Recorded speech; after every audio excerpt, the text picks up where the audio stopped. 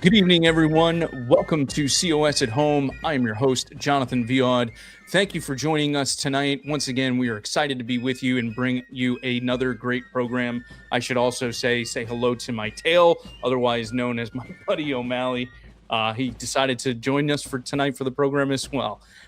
So thank you again for being here, ladies and gentlemen. Joining me for tonight's interview segment will be one of our favorite and frequent guests, #1 best-selling author, film producer, and host of the Steve Deace Show on Blaze TV, Steve Deace. We also have the results from a timely mailbag question about a situation impacting millions of Americans, and we will also take a peek at a COS University course featuring COS co-founder and senior advisor Michael Farris. Now it's time for an introduction to Convention of States, and tonight we get to hear from a member of our COS Indiana team, Melba Kaiser. My name is Melba Kaiser, and I am a Cuban-born naturalized citizen. My family came here when I was a little girl. My father was a medical doctor and surgeon, my mother a school teacher. As with millions of other immigrants, they saw America as the land of freedom and opportunity. In 2015, I was educated on the Convention of States movement here in Indiana.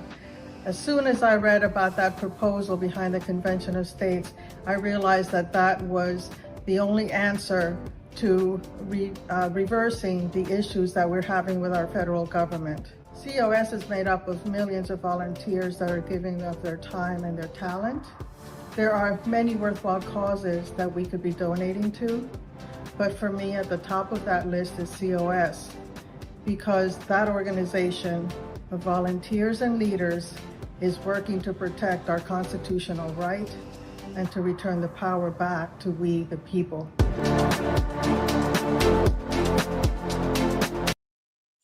Right on, Melba. We are indeed looking to reclaim the power for we, the people. We are doing that by encouraging our state legislators to pass the COS resolution, which calls for an Article 5 convention to impose fiscal restraints on the federal government, reduce the size and scope of the federal government, and place term limits on members of Congress and federal officials. Furthermore, our organization's mission takes us beyond a convention as we seek to build an engaged army of self-governing grassroots activists, or the way I prefer to define it, to reestablish a culture of self-governance.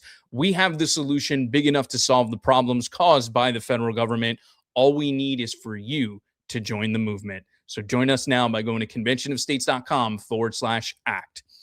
Now it's time for 5 for 5.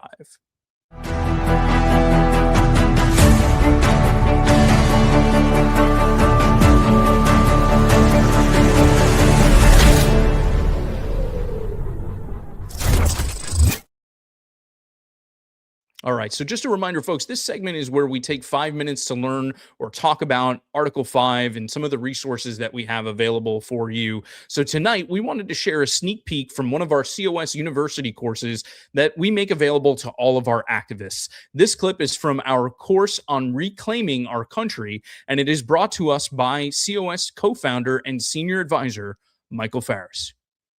Well, it's important for us to do everything we can to elect good people to be president, senators, and congressmen. I've become convinced that Washington, D.C. is utterly broken and will not, on its own, ever reduce its own power in any material way. So what can we do to take our country back? How can we recreate government under the Constitution as written? George Mason, a Virginia delegate to the Constitutional Convention, predicted that this day would come. And he also gave us a solution. When the delegates were debating the amending process for the Constitution itself, the proposal was on the table for Congress to propose all constitutional amendments, while the states would ratify all amendments. But George Mason argued that there would arise a day when the federal government would abuse its power. And he believed that amendments to the Constitution could and should check those abuses of power. The convention records described Mason's arguments, saying no amendments of the proper kind would ever be obtained by the people if the government should become oppressive, as he verily believed would be the case. Accordingly, Article 5 of the Constitution was redrafted. It gave us 2 ways to amend the Constitution. The method that has always been used to date is the first one. Congress can propose amendments whenever 2/3 of both houses of Congress approve a proposed text. Then it goes to the states for ratification. But the second method allows the states to propose amendments whenever 2/3 of the states agree to call a convention to propose amendments. This method requires the state legislatures of 34 states to approve formal applications for an amendments convention on the same subject. There have been over 400 such applications from 49 of the 50 states, but we've never had a convention because there's never been an agreement by 2/3 of the states on the same subject matter. There are 3 kinds of applications that the states could employ if they chose to do so. First, there could be a call for an open convention. States could simply say, we want a convention to consider any and all amendments. States could also say, we want a convention for a particular amendment. For example, states could call for a balanced budget amendment convention. Third, the states could call for a convention for a particular topic that might contemplate more than one amendment. The very first application from a state was from Virginia in 1789, and it was primarily aimed at getting the Bill of Rights. Virginia's application for a convention of the states, the term that they used in this very first application, wasn't joined by other states because James Madison pushed the Bill of Rights through Congress. So the objective was accomplished in the alternative way that's provided in the Constitution. But the amendments that we need today will never be proposed by Congress. We need to stop the General Welfare Clause from being used to say that Congress can spend money on any fool thing it wants. We need to stop the crushing regulation of our economy through the misuse of the Commerce Clause. And we need to stop the debt that arises from inappropriate spending projects. And we must do something to stop the misuse of federal judicial power. But how is all this possible? How can we possibly get the state legislatures to engage in this kind of plan? In the fall of 2013, I helped launch the Convention of the States Project, along with Mark Meckler, who's the president of Citizens for Self-Governance. Here's our plan. There are 3 phases to it. First, 34 states have to approve applications for a Convention of the States for the same purpose. Our purpose is to impose fiscal restraints on the federal government, limit the power and jurisdiction of the federal government, and to impose term limits on federal officials. The second phase is the convention itself, which would be held to draft the formal language of the amendments to be proposed. Now, the most important thing to know about the convention stage is it would be one state, one vote. And that is a really important protection. The third phase is 38 states must ratify whatever amendments come out of the convention. For example, if 7 amendments curtailing federal power are proposed, then the states can approve or reject each of these amendments as they see fit. It's just like the Bill of Rights. 12 amendments were proposed, 10 of the 12 were approved by 1791. So much great stuff there from Michael Farris, and we're so thankful to have him not only founding this organization, but continuing to advise us and providing such great content that we make available to our activists. You can really learn a lot about American history, not just the Article 5 aspect of it, but the Constitution itself, and understanding what the thoughts were by the framers of the Constitution when they were putting this together, in addition to so much more. And when you do take the time to study this, you recognize it's not a process to be feared. It's something to be embraced. And we're blessed, really, that the founders had such forethought to put Article 5 into the Constitution, not just the way that it's been done, but that second clause that gives we the people the opportunity to propose and ratify amendments to the Constitution without having to go through a federal government that has become tyrannical. And that's why we should never be afraid of this process. And frankly, we should embrace it and utilize it. So for more of that information, you can go to cosuniversity.com. But remember, you need to sign up and become a member of a Convention of States team to access that content. So go to conventionofstates.com/act to sign up. Okay, and now it's time for the latest COS news from around the country. And here to tell us all about that is Andrew Luce with COS Now. As tensions rise across the nation, I've got good news about the Convention of States movement. Let's get into it. Last Saturday's shooting at the White House Correspondents' Dinner was scary reminder that we need to tone down the rhetoric and remember what unites us, not what divides us. Speaking of this, Convention of States President Mark Meckler was asked to give his reaction on the Rod and Greg show. Yeah, I actually wrote a piece about this morning. I find it incredibly disturbing, obviously, what happened at the Correspondents' Dinner. But it's not just predictable, it's inevitable. You have people calling Republicans Nazis, Islamophobes, homophobes, misogynists, fascists, you name it. That is going to reach the ears and into the psyche of people who are disturbed, mentally ill, prone to violence anyway, and eventually people are going to get killed. And that is a left-wing phenomenon in America right now, and it's incredibly dangerous. Last month, Mark traveled to the state of Montana, joining Patriot Academy President Rick Green for their Restoring America full tank tour. It's not up to Congress to fix it. It's not up to Donald Trump to fix it. It's not going to get fixed because we all complain a whole bunch about it and point our fingers at those bad people in Washington, D.C. We have to fix it. That's the amazing thing about this system of governance. It was set up to give us the tools so that we can fix it.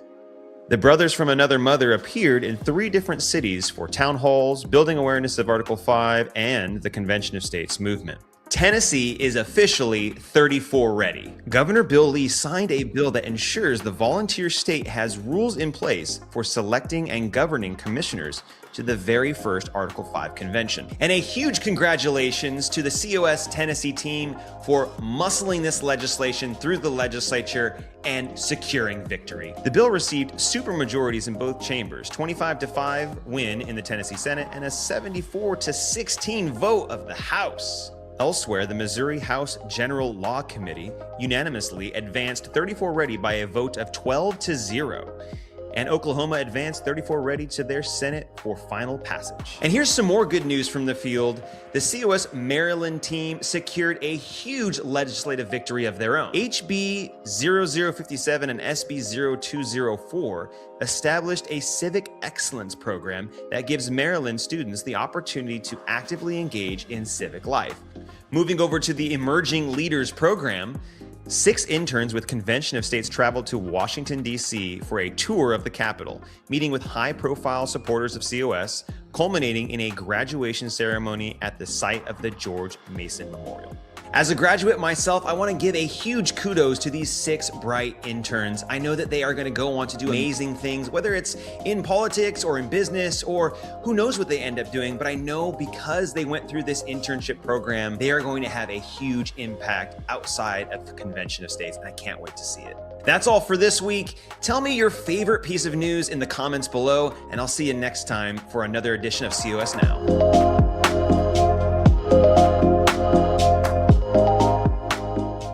Just some great things that are going on across the nation. And I thank you so much, Andrew, for bringing all of that to us tonight.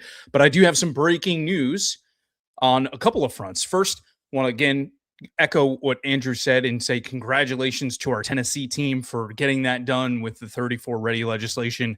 I don't think people understand this, so I hope you appreciate the Tennessee team has been at this for close to a decade. I mean, it's been 10 years since we passed the resolution there. Shortly after we passed the resolution, they have been working on legislation to do exactly what Andrew said. How do we select commissioners? How do they react? How do they conduct themselves at a convention? What would be the parameters on that? They've been working so incredibly hard, and to see them finally get over the hump by working with the legislators and then getting Governor Lee to sign the bill is incredible. So a huge, huge congratulations to them. Also, today we had a huge victory in Missouri. So Andrew had mentioned that it had passed through committee there. Well, today it passed the Senate and it now moves to the governor's desk. So Governor Mike Kehoe there in Missouri is just going to, we're hoping, going to sign the bill any minute. But the Missouri team also has been working extremely hard, and it's because of the relationships that they have built there in that legislature that they were able to get this legislation across the finish line. You know, sometimes the legislature, believe it or not, they have a lot of things that they discuss and debate every year, and there are so many bills that are really a priority to them. Sometimes legislation like this for a convention that is not happening right away, they say, yeah, you know what, I think that's important, but maybe not this year, or maybe not right now. And yet our teams continue to work and build those relationships. So big congratulations to Brett Sturley and our Missouri team for working so hard on that. I also know that our South Carolina team has advanced our resolution. I believe it's gotten through the House there, 34 ready legislation. It just has to now get through the Senate. So way to go, South Carolina. I know that y'all are doing a great job there. Also, I want to make an announcement to any of our viewers that are from Oklahoma. So Oklahoma, as Andrew mentioned, has passed this legislation through the House. Now it's there and it's sitting in the Senate, and action needs to be taken by tomorrow. Tomorrow could be the last day that they consider legislation, and we need a resolution passed there. Now, I will say Oklahoma already has passed 34 ready legislation. This is legislation that will strengthen the criminal penalties and really make Oklahoma the first Article 5 sanctuary state, which gives them an opportunity to potentially be the home state to host the convention. Really, really exciting stuff there. So if you're in Oklahoma, contact your senators, tell them to advance this legislation tomorrow. That is our chance. So please take the time to contact your senator. And again, all of these states, the incredible work that they've done. We have 15 states that we know have already passed some type of Article 5 convention-related legislation. These states, Tennessee, Missouri, are moving towards that. Indiana, as you all know, passed our Model 34 ready legislation, the first state to do that last year. It's been really, really exciting. And these are the kinds of things that people don't always take notice, right? They look at the scoreboard and they say, well, how many states have called have called for the convention and passed your resolution? All right, well, we've got 20 states, but that's not where it stops. There's much more that happens, and our teams have been working extremely hard on this. I also have to give a tip of the cap to our Louisiana team. They are advancing F3 legislation there. I think one bill in particular, the Louisiana I'm going to forget exactly what legislation it is that we're moving through. They've got so many bills there in Louisiana that I'm struggling to remember which one is on the verge of passing, others that are moving forward there. So I shouldn't have even gone down that road. Sorry, Louisiana, but I know that y'all are working really hard and I appreciate it. I do know one bill that we're also supporting there is their governor has called to redistrict their congressional districts. And there's a bill there that we're also supporting as well. And hopefully the legislature will take action on that soon. If you're in Louisiana, make sure you're connecting with our Louisiana team. Look at your emails. There are a lot of messages that have been going out asking for you to take action. So be on the lookout for that. I think there are going to be some messages in particular over the next day or two that are going to be coming out. So keep working hard to our Louisiana team. All right, folks. So that concludes COS Now. Now we're going to be going into our interview with Steve Deace. We did have to pre-record this interview. We recorded it on Monday because Steve is a very busy guy. As I mentioned, all of those different things that he has done in his career, and this year in particular, he has been traveling across the country, talking in a number of different audiences about quite a few things. And so we had to accommodate his schedule and pre-record this interview, but I think you will really, really enjoy it. So without further ado, let's go ahead and turn to that interview. And now we have the great pleasure of welcoming back to the program film producer, #1 best-selling author, and host of the Steve Deace Show on Blaze TV, Steve Deace. Steve, how are you, brother? I'm good, man. How are you? Doing great. It is so wonderful to have you back on the program. I checked my notes, and we last had you on the program last February, which feels honestly like 10 years ago. So given that we have not had you on since the assassination of Charlie Kirk in September, I just wanted to extend my deepest condolences to you.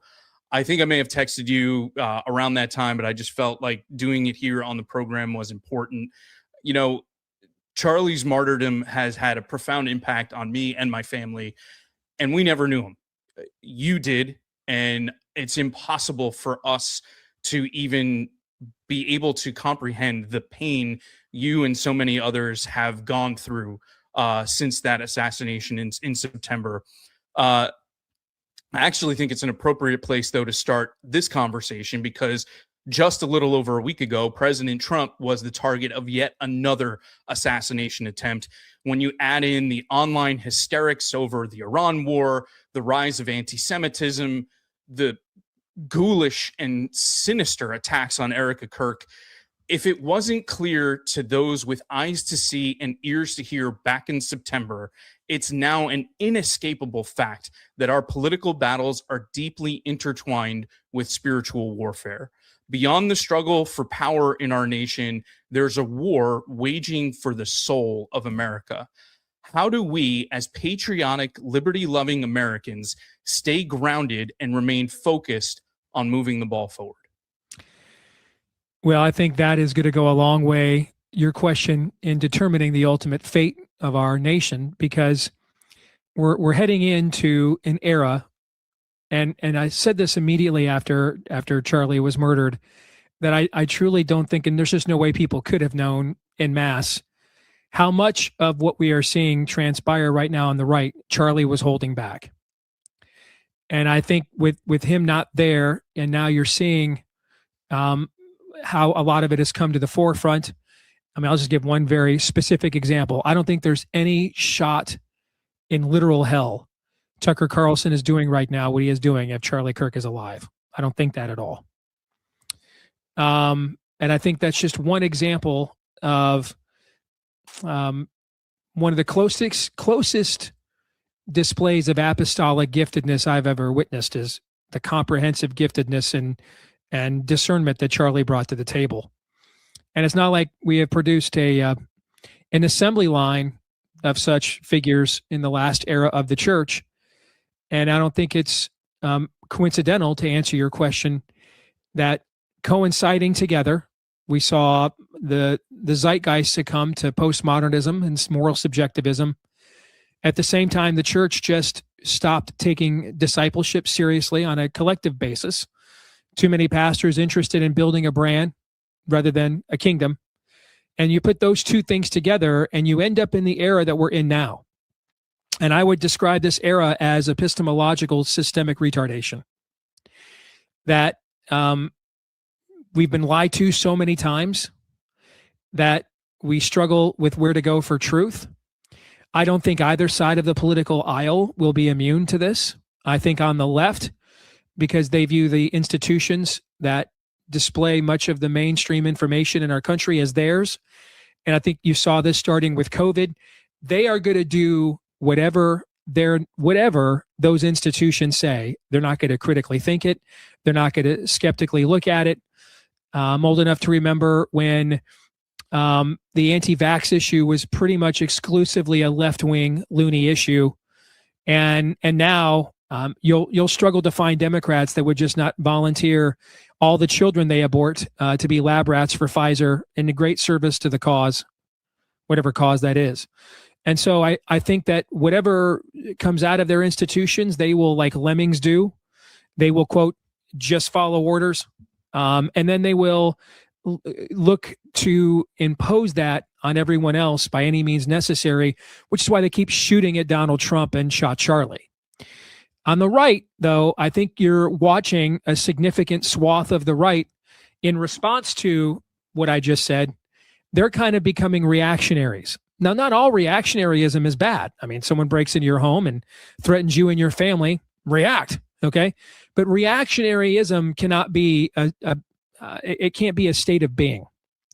And the world is way more complicated than, well, the authorities lied to me, so therefore I know his fingerprints are on the murder weapon. I know his family turned him in. I know he confessed, and not a single member of his family has come forward to provide any exculpatory evidence whatsoever.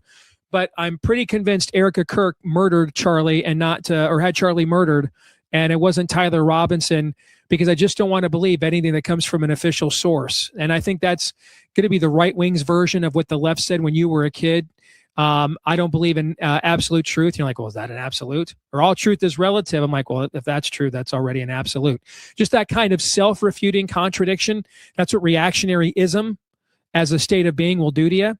And I think much of the right is going to increasingly seek out more aggressively Gnostic grifters for more aggressively sinister and suspicious motives. And hey, sometimes the motives that are sinister and suspicious are true.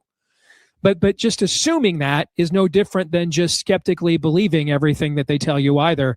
And so real discernment there is, without a biblical worldview, you're going to just see that no one will be able to display that on a consistent basis. And we're going to find out what a narrow road really looks like, I think, in this era we're in right now. So you're just talking about discerning truth, and I think with all of the influencers that are lining up to promulgate misinformation online and on their platforms and everything, it's becoming harder and harder for people to discern truth. Mm-hmm. Do you have any advice on the best way to filter out the noise?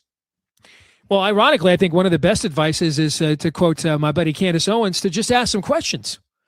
But here's some questions I would ask. I mean, why have you called the Utah Valley Police and presented your evidence?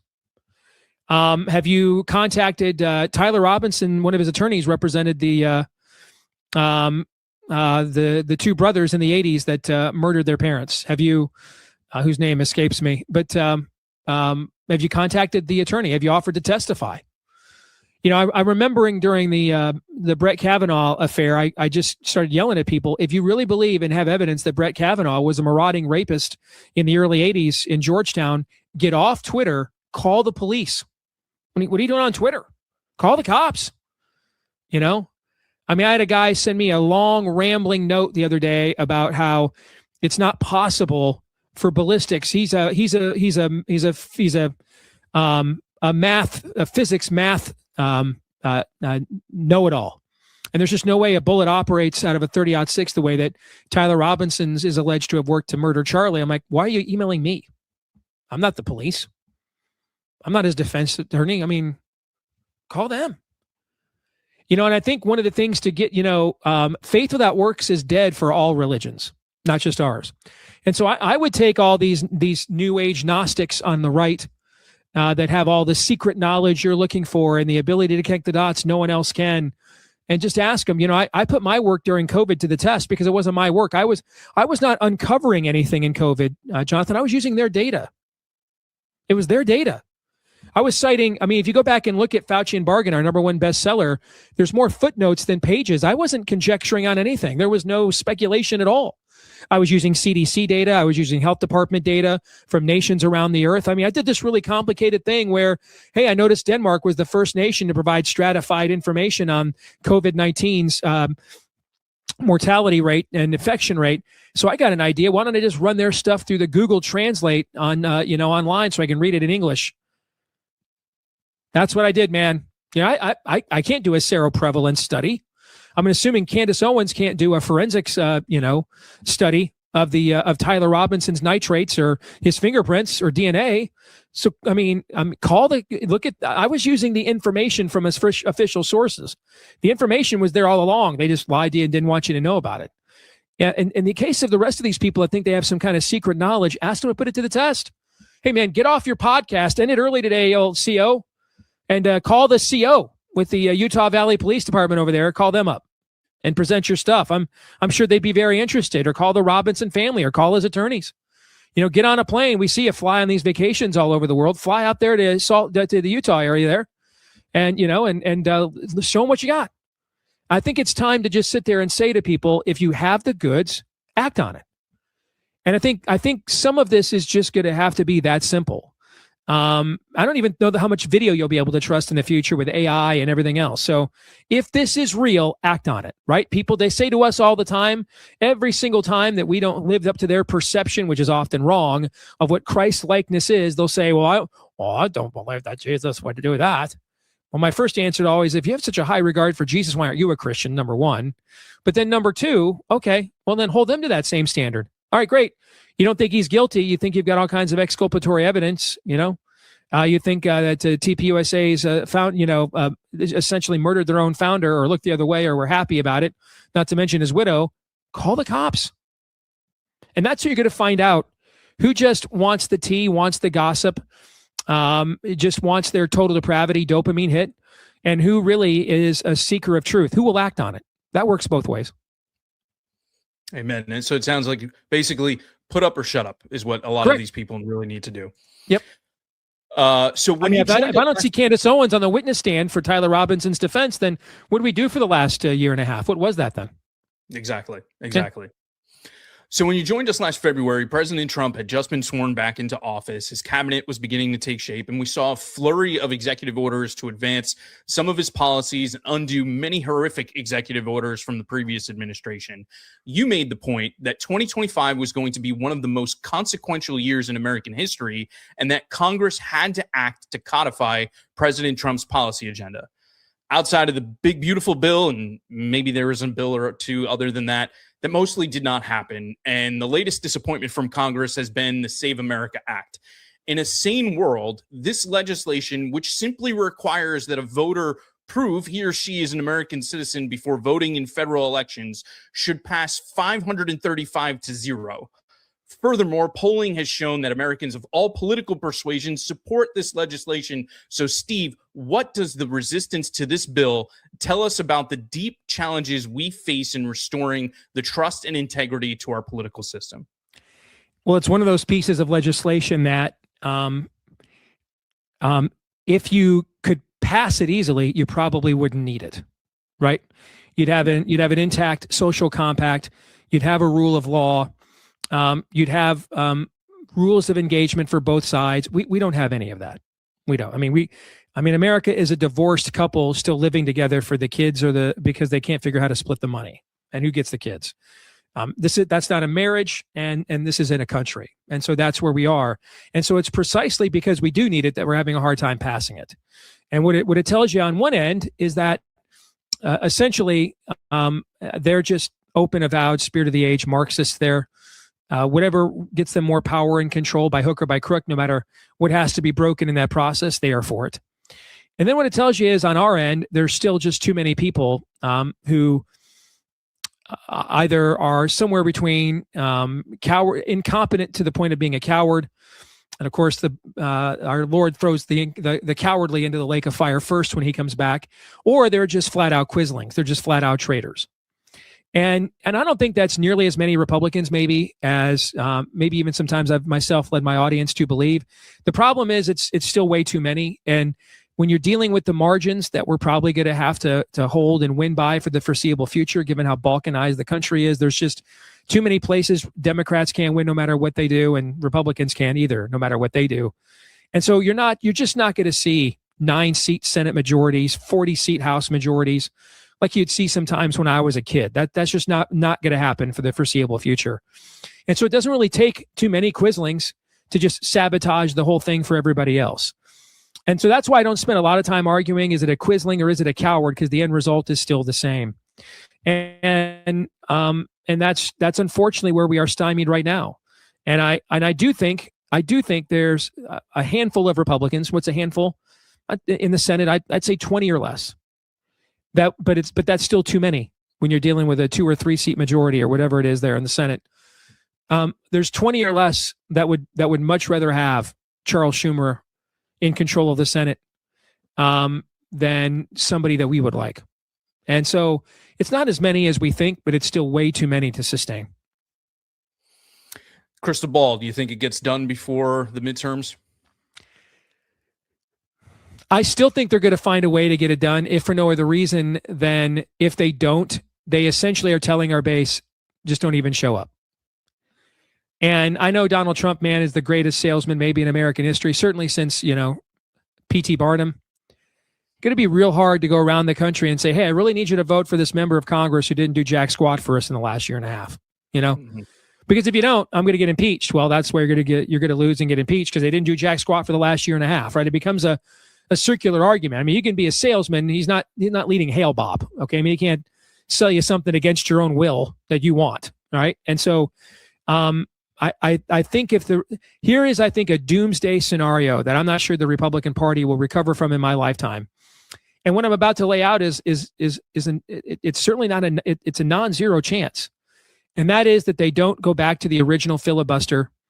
So they don't ever get the Save America Act on the president's desk. Democrats win big this fall, including the Senate, and then they get rid of the filibuster. If that happens, and then use it to try to stack the court. If that happens, I'm not sure the Republican Party on a national level will recover from that.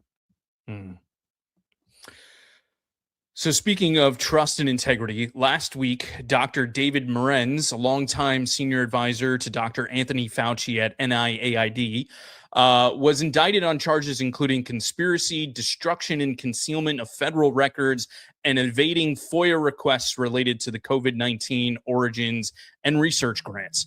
If trust is ever to be restored in our institutions, won't we first need to see real accountability for anyone involved in activities like which Dr. Morenz is alleged to have participated, or even we saw that former FBI Director Comey was also indicted about the 8647 image that he had taken and posted to his Instagram. Don't we need to see these people held accountable for these things? 10,000%. And you're always going to get more. Anybody who's been a parent for more than 10 minutes can tell you, you'll get whatever behavior but whatever bad behavior you don't punish and whatever good behavior you incentivize, you'll get more of it. And that applies here, 100%. So to me, all of this dysfunction and lack of trust further underscores why we need to have an Article 5 convention. As you know, Kansas became the 20th state to pass the resolution in January. In addition, states like Tennessee, Missouri, and Oklahoma, where we have already passed the COS resolution, are taking further action to prepare for a potential convention. Still, legislatures in states like South Dakota, Iowa, Montana, Wyoming, North Carolina, and others have not moved our resolution forward. You have always emphasized the importance of leadership on your show, and I firmly believe that the path to victory in these intransigent states must start with we the people. What practical advice do you have for the leaders of these state teams as they work to inspire more people to join our efforts? Well, again, I mean, I would go back and cite my good friend Candace here and just ask some questions. What's your plan then? What's your plan then? Listen, if we, let's say that tomorrow John Thune announced, all right, we're gonna amend the filibuster and go back to what it was until just a few years ago, and make Democrats stand up there and talk the entire time. And of course, they'll be unable to. They're not gonna completely stymie the Senate between now and the first Tuesday in November, 24 hours a day, 7 days a week, reminding everybody they want non-citizens to vote in our elections. They're not going to do that. So let's say that happens. All right, and is there a chance that Democrats won't follow through? They have threatened for many years to get rid of the filibuster and have never done it before. Is there a chance that they won't follow through, and therefore you may undo the filibuster on your own unnecessarily and step on a rake? Sure. I mean, we're not God. We can't know the certainty. We can't know the future with certainty. So of course there's a chance that may happen. But everything is a calculation because we don't know the future. So we're making calculated guesses here and predictions. And maybe it's just me, but I'm not sure I want to put the entire rest of what's left of our constitutional republic and bet it all on Democrats showing uncharacteristic restraint. I mean, they might do it. They might. I mean, I don't know. It could be just blustering. Politicians do that, bloviate on both sides of the aisle. But given the extents we've seen them go to, they're fine shooting our people, they're fine imprisoning our people, trying to bankrupt our people, ban our people. I mean, I don't know. Kind of seems like, let me go ahead and put my last bet on. I'm going to go all in on the next time they have the power to do so, they're going to practice restraint. I don't have enough faith to bet on that. I mean, I'd much rather bet on myself. And that's why if I were one of your field directors, I'd be asking that question. Okay, cool. What's your plan? What's your plan then? All right. We just had a Congress not codify many of our president's executive orders. We might lose 40 House seats next year. Might lose the governorship here in my home state of Iowa the way that it's looking. So I mean, what's your plan then? We just sit here and let stuff happen to us? What kind of plan is that? What is your plan? And people may not like your plan here at COS, but it's a plan. And as the great D.L. Moody once famously said, I like my plan for doing something better than your plan for not doing anything. All right. So what's your plan then? What is the opposite plan? What is it? Okay. What's the alternative plan? And there's no reason that anybody, it's in a conversation, skepticism and scrutinization doesn't just have to happen in one direction. It can happen on both sides, right? Trials, we still get to have both sides get to question the witness. So, hey, you guys want to question the plan here with an Article 5 convention? Cool. Well, what's yours then? What do we do?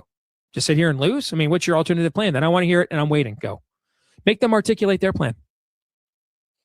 Yeah, I think that's a great point.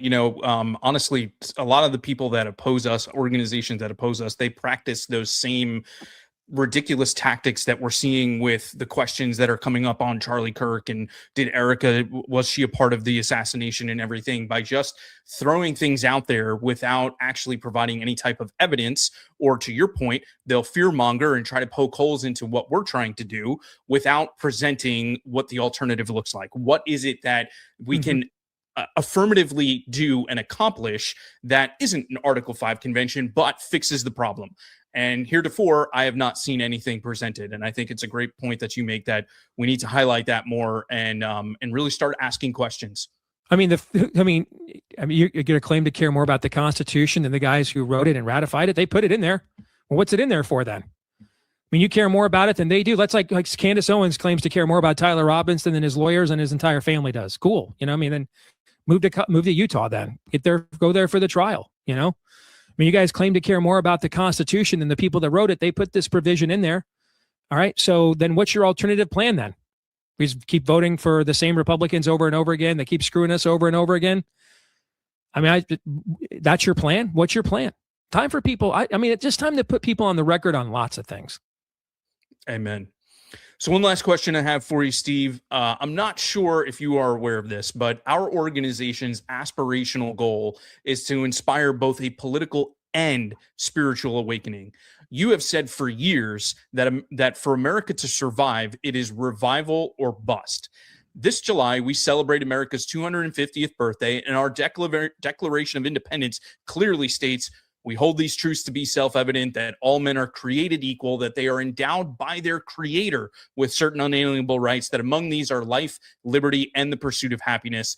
The latest book in your trilogy of children's books, Why Independence Day? America is Great Because God is Good, will be released on May 26th.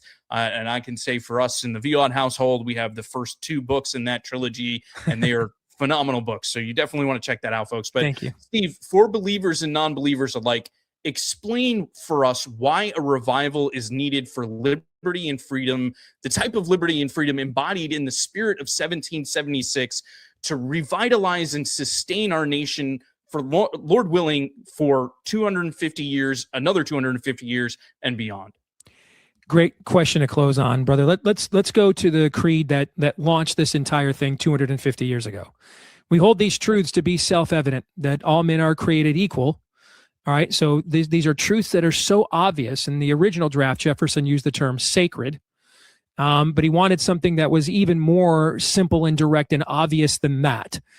So self-evident. We all kind of know these things instinctively. It's wired into us. By who?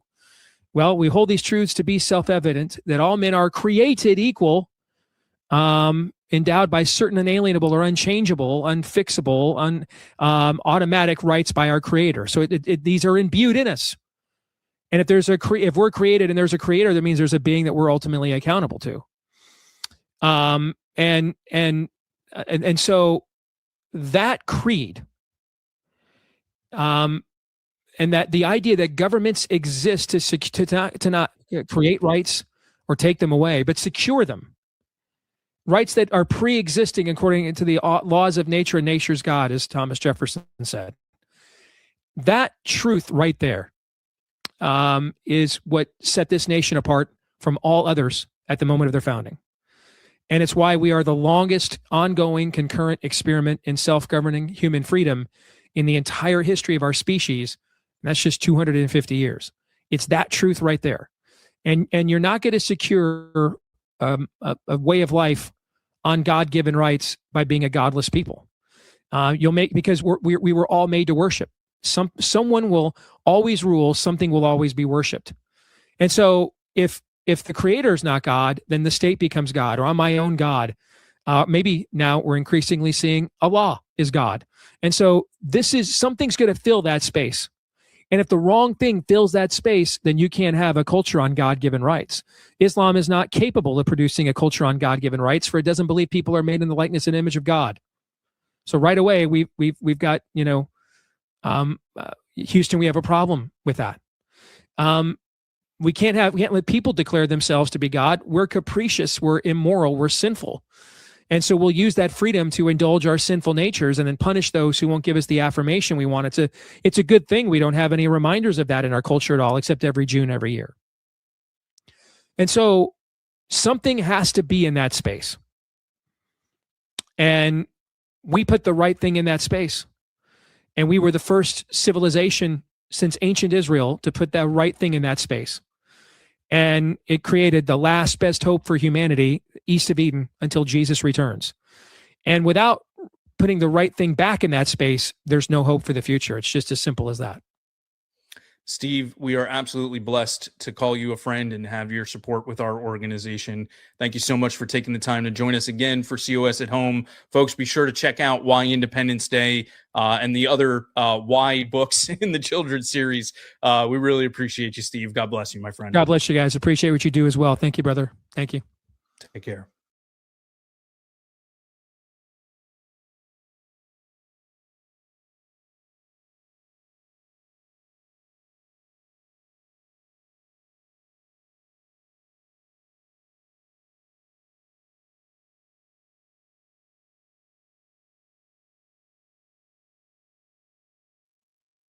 Would be nice if I actually unmuted the microphone, right, folks?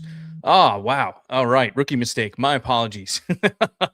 Wonderful to have Steve Deace's support. We really appreciate him. He always brings the heat. And thank you so much, Steve, for joining us. Now it's time for Action at Home.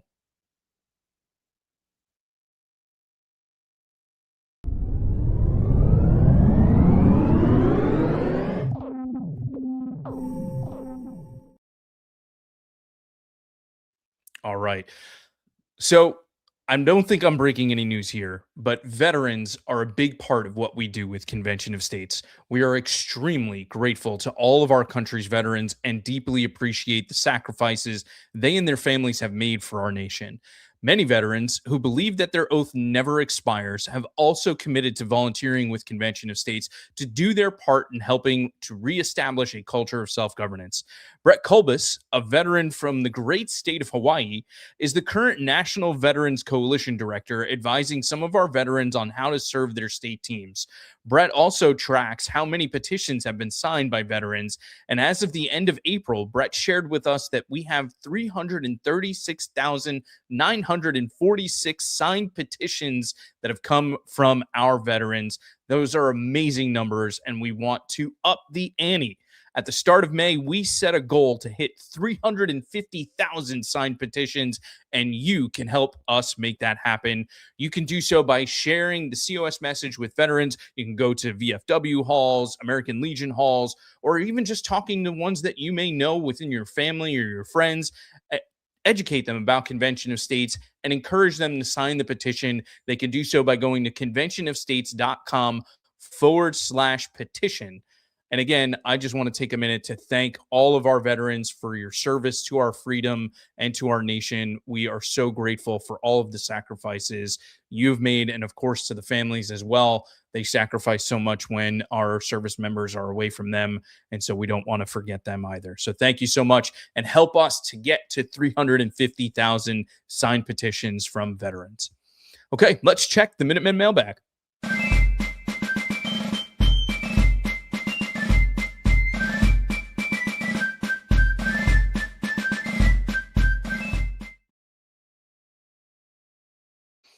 All right. The Minutemen mailbag question we asked you this month, as I mentioned, was a timely one, and it's something that's impacting many of us, millions of us across the country. With security lines now stretching outside terminal doors and ICE agents stepping in to help, is it time to officially privatize airport security? What should be done about long lines at the airport and TSA? Now, we only got 2 responses. And I'm kind of surprised by that because, like I said, this is something that really impacts a lot of people. But I want to give a shout out to the 2 that did respond to us, and we'll read their answers here in a minute. But for everyone else, you failed the assignment. All right, but we'll address that here in a minute. So the responses that we got, Sheila Marie Malloy wrote in, and she said, maybe we should petition them to officially privatize airport lines at the airport and TSA. I agree, Sheila. It may be the time to review that. And then Vivian Snyder wrote in and she said, I hesitate to think what corruption could happen if privatized, and would it bring more handouts going to the elected officials that would hire the company? I can certainly understand the concern there, Vivian, but obviously something has to be done. So as I mentioned, all of you failed the assignment because you did not give us additional answers to this mailbag question. Though Vivian and Sheila, we really appreciate you. We do have a poll that we have prepared for everyone, asking you directly for you to answer here tonight. Should should airport security be privatized? So you can answer our poll by pressing 1 or typing in yes, pressing 2 or typing in no, and go. We'd love to see your answers to that poll right now. But in addition to getting some feedback from all of you while we're on the show here tonight, I thought, why not ask Grok? That's the AI with X.com, formerly Twitter, and see what Grok had to say about privatizing TSA. And so Grok shared with me some interesting information. I'm going to read a little bit with you right now. But Grok said a potential solution is to scale up the screening partnership program. I didn't even know this existed. So TSA already allows airports to opt into the screening partnership program, where private contractors perform screening under strict TSA standards, oversight, training requirements, and performance audits. TSA sets all security protocols, policies, and procedures. Private firms just execute them more flexibly. And why should it be expanded nationwide or perhaps more aggressively?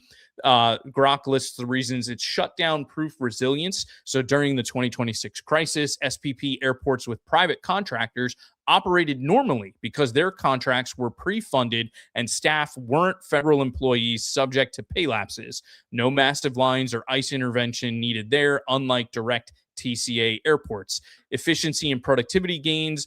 Older GAO and congressional analysis showed private screeners processing up to 65% more passengers per screener in some cases, with comparable or better detection rates in tests and often shorter lines. No consistent security downgrade. Performance was similar or better on key metrics like recertification, staffing, and cost flexibility. Private operators can hire and fill positions faster, often better incentives for retention, customer service, and they adjust to demand, seasonal part-time. And of course, would be TSA as a regulator, not as an operator. This mirrors successful models in Canada and much of Europe. TSA focuses on standards, intelligence, and audits, reducing its roughly 50,000 officer federal workforce bloat while maintaining or improving security accountability. The Trump fiscal year 2027 budget already proposed expanding SPP for approximately $52 million in savings. And so it goes on to say that it is a complementary fix and not an instead of.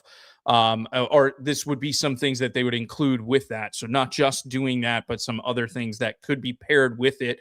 It says privatization alone isn't magic, but pair it with technology, deploy more CT scanners, biometric facial recognition lanes, and AI-assisted screening to cut manual checks. TSA is already testing some of this. Risk-based screening expands TSA pre-check, clear, and entrusted traveler programs dramatically. 99% of pre-check passengers clear in less than 10 minutes. And it makes some other suggestions. But the bottom line from Grok was the 2026 crisis showed the federal monopoly model cracks under pressure. Expanding SPP offers a tested, resilient path to shorter lines, better service, and maintained security without relying on band-aids like ICE deployments. Airports could apply transition voluntarily, with TSA approving based on cost and performance. It's not ideological, it's evidence-driven pragmatism. Travelers, airlines, and taxpayers would benefit most. So I thought this was really interesting. I had no idea that this program even existed. It seems like the Trump administration is expanding on it, and there are airports that have already been opting into this, and those airports continue to operate regularly. So there weren't issues with how things occurred there at those airports because they weren't solely reliant on the TSA. And just taking a look at our poll results so far, so it looks like 71% of people believe that yes, airport security should be privatize, 29% say no. So yeah, that's a lot of great comments there, everybody, and I appreciate all of you taking the time to do that. Now, I did want to announce that we're going to have a new question for next month, and we always do, but we have it ready, and I want to share it with you ahead of time and get this tail out of my face. So the question for next month is, if you could ask every politician and pundit to answer one question about this attempt on President Trump's life, what would it be? So if you want to answer that, you can go to conventionofstates.com/mailbag and submit your answers, and we will read those live on the next program next month. So thank you again, Sheila and Vivian, for answering this month's question. And thank you, Grok, for also providing us with some information there. So just a reminder, folks, all of the COS at Home shows are aired live on the first Wednesday of every month at 8 p.m. Eastern Time. The next show will be on Wednesday, June 3rd at 8 p.m. Eastern. And my guest will be another returning guest, the former Texas State Representative, founder and president of Patriot Academy, America's Constitution coach, Rick Green. I'm really looking forward to having Rick back on the program, especially as we will be 1 month away from celebrating America's 250. I know America's Constitution coach is going to have a lot to share about that and so much more. So I hope that you will all join us on Wednesday, June 3rd at 8 p.m. Eastern Time. I may even ask him about that full tank tour that he did with Mark in Montana. So be sure to join us for that. I'm sure there will be some fun stuff that he can share from that. So, ladies and gentlemen, before we sign off, there is an important holiday in the month of May, and that is, of course, Memorial Day. Sadly, over the years, Memorial Day has become primarily associated with the beach, barbecues, and the unofficial start to summer. However, the purpose of Memorial Day, as many of you already know, is to take time to honor the service members that made the ultimate sacrifice for freedom and liberty. We cannot survive as a nation if we do not remember, honor, and learn from our past. This Memorial Day, please take the time to honor the soldiers we have lost and take the time to educate young people and family members about these American heroes. Our family will be joining our local American Heritage Girls organization, and we'll be planting flags at a national cemetery here in our area. I strongly encourage you to be intentional about honoring this important American holiday. I should also mention that tomorrow is the National Day of Prayer, so please to also take the time tomorrow to pray for our nation. We certainly need it, particularly in these times, but if nothing else, turning to God will always lead us in the right direction. Ladies and gentlemen, as always, I want to thank you for joining us and for tuning into our program. I hope you've enjoyed the show and found it helpful and edifying. Thanks again to our brother, Steve Deace, for joining us tonight. A big thanks to the legend, Producer G, for all his hard work behind the scenes. And there you go. There's the real star of COS at Home, and that is O'Malley. He's always there. Yeah, you want to take a bow? Anything you want to say? You want to add anything for the folks here tonight? I guess not. So yeah, Producer G, appreciate all the hard work that you do and the fun that you put together for these memes. Totally caught me off guard. Sorry, folks. But the greatest thanks, of course, goes to all of you and for your continued support of Convention of States. We really appreciate all of you being in the Article 5 movement. It's important to remember, though, folks, that despite all the problems we currently face in our country, you and I, we the people, are the solution. So thank you again for all that you do for us. God bless you. God bless our great country, the United States of America, and have a good night.